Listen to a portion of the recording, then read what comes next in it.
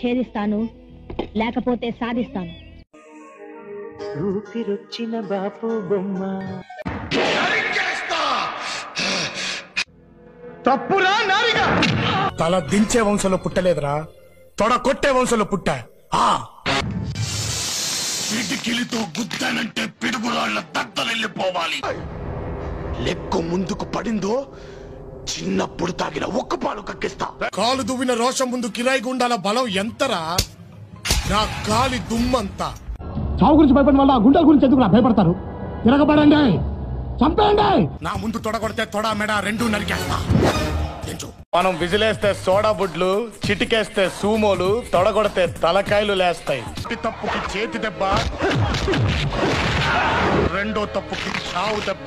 అదే చంపడం నాకు అలవాటైందనుకో, సెకండ్కి 20 మందిని నరుకుతా. అసలేం జరుగుతుంది మన దేశంలో? నువ్వు కాలు కదిపితే ఆంధ్రదేశం విజిలేసి ఎగురుతుంది.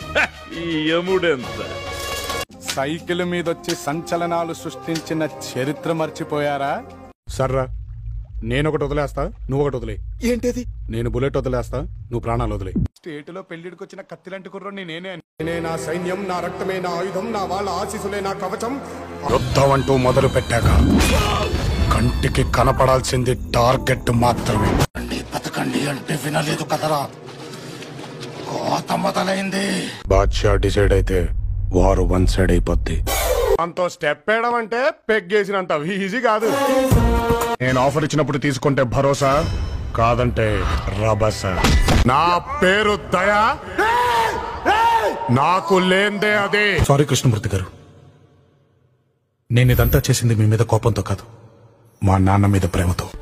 కష్టం ఉందని తెలిస్తే చాలు ఎగబడి వెళ్ళిపోతున్నాం. ఈ రావణుణ్ణి సంపాలంటే సముద్రం అంత ధైర్యం ఉండాలా. తొక్కుకుంటూ పోవాలి, ఎదురొచ్చినోడ్ని ఏసుకుంటూ పోవాలి. కత్తుల్నే నెత్తుర్నే ఎక్కువ చూసి ఉండాలి, అందుకే దీన్ని ఎర్ర సముద్రం అంటారు.